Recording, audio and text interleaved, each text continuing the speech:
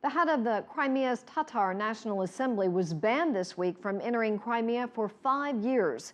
It's not the first time a leader from the minority Muslim population was banned since Russia took over control of the southern Ukraine region in March.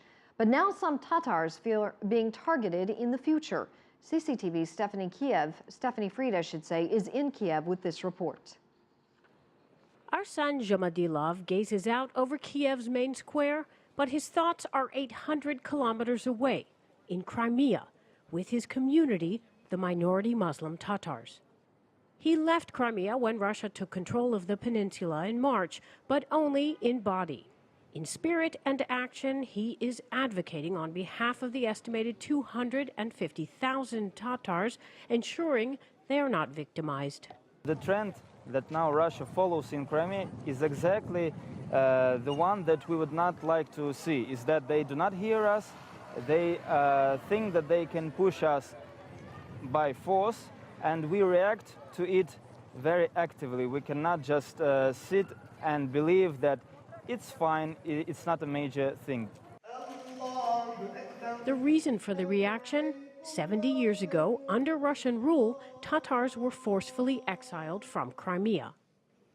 A repeat scenario is unlikely for those who gradually returned to the peninsula over the years, but they are already feeling marginalized by post-March Kremlin governance in the area.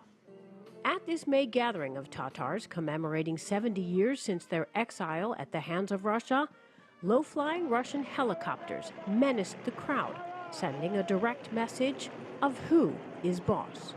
Since Russia's takeover of the region in March, reports of human rights abuses have emerged.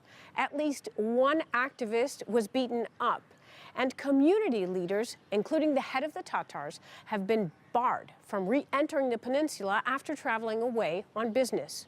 Also since March, a reported 10,000 Tatars have fled to other parts of Ukraine.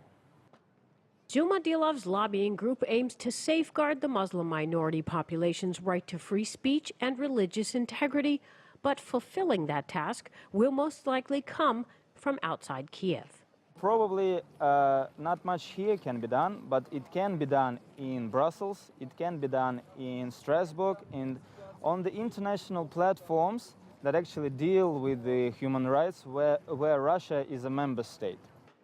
Stephanie Freid, CCTV, Kiev, Ukraine.